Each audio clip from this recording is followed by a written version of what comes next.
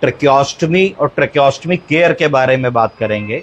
बहुत बार ऐसी medical conditions आती हैं जब गले में एक सुराग बना के, छेद बना के एक ट्रैकिया के अंदर ट्रैकियोस्टमी ट्यूब डाल देते हैं। तो ट्रैकियोस्टमी ट्यूब डालने की प्रक्रिया को ट्रैकियोस्टमी कहा जाता है। ओस्टोम मतलब छेद, ट्रैकिया के अंदर एक छेद बना देने को ट्रैकियोस्टमी कह देते हैं। और उस ट्रैकियोस्टोम या ट्रैकियोस्टमी के अंदर से ट्रैकियोस्टमी ट्यूब चली जाती है। ट्रैकियोस्टमी ट्यूब रखिए यहाँ पे। तो ट्रैकियोस्टमी क्यों करते हैं? ट्रैकियोस्टमी करने का इंडिकेशन है कि हम मरीज के एयरवे को प्रोटेक्ट करना चाहते हैं। हम जब कुछ खाते पीते हैं तो हम अपने जब भी कुछ चाय या पानी पी रहे होते हैं तो चाय पानी हमारे पेट में जाता है, सांस के रास्ते में नहीं जाता। पर बहुत बार ऐसा होता है कि मरीज का सांस का रास्ते का जो मैनेजमेंट होता है वो वीक हो जाता है, कोऑर्डिनेशन होता है वो वीक हो जाता है, एपिग्लॉटिस की ताकत कम हो जाती है। तो जब वो सांस ले रहा होता है या खाना पीना खा रहा होता है तो खाने पीने की चीज़ सांस के रास्ते में जाने की कोशिश करती है। या प्रायः एक बुजुर्ग मरीज बिस्तर पे लेटा है तो सारी रात क्या होता है कि मुंह का थूक ट्रिकल करके लंग्स में जाता है। इसके फलस्वरूप क्या होता है कि ट्रैकिया के अंदर ट्रैकिया से लंग्स के अंदर सीक्रेशंस जाने लगते हैं जिसकी वजह से इन्फेक्शन होता है। उसको रिकरेंट एस्पिरेशन निमोनिया कह दिया जाता है। रिकरेंट मतलब बार बार होने वाला, एस्पिरेशन मतलब मुंह का थूक या ओरल कंटेंट लंग्स में चला जाता है, जिसकी वजह से रोज मरीज को भर्ती करना पड़ता है और एंटीबायोटिक्स चलानी पड़ती हैं, वेंटिलेटर भी लगाना पड़ता है।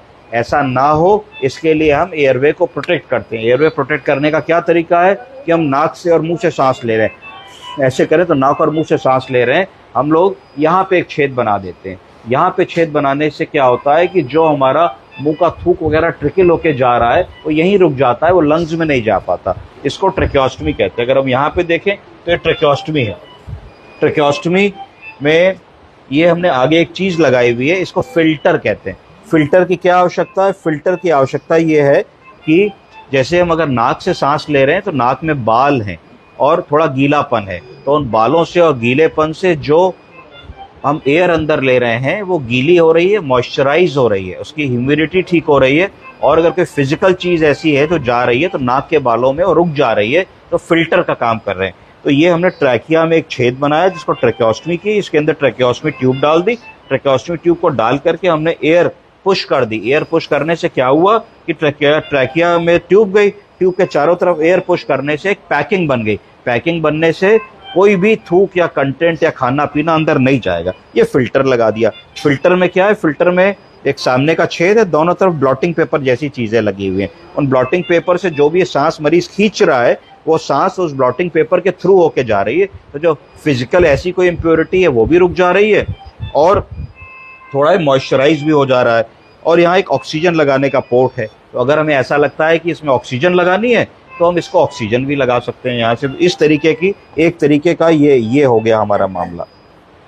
और इसी तरीके से एक दूसरा फिल्टर उस पेशेंट में है, तो उस पेशेंट में भी हमने फिल्टर लगा दिया। उस पेशेंट में एक चीज़ और है, जरा ग्लव, एक और ग्लव दे दीजिए, अच्छा रुक जाइए, कि एक इसमें ये भी एक चीज़ है। तो ये चीज़ क्या है इस ट्रैकियोस्टमी ट्यूब में? ये होती है कि अगर मान लीजिए कि जो आपने ट्रैकिया के ऊपर जो सीक्रेशंस आ रहे हैं तो उसने रुक गए, पर ये एपिग्लॉटिक सक्शन है कि उसके ऊपर जो सीक्रेशंस रुक गए हैं उनको कैसे निकालोगे? तो उसमें ऐसे सिरिंज करके हम खींचेंगे तो जो भी सीक्रेशंस हैं इससे निकल आएंगे। समझ गए आप लोग?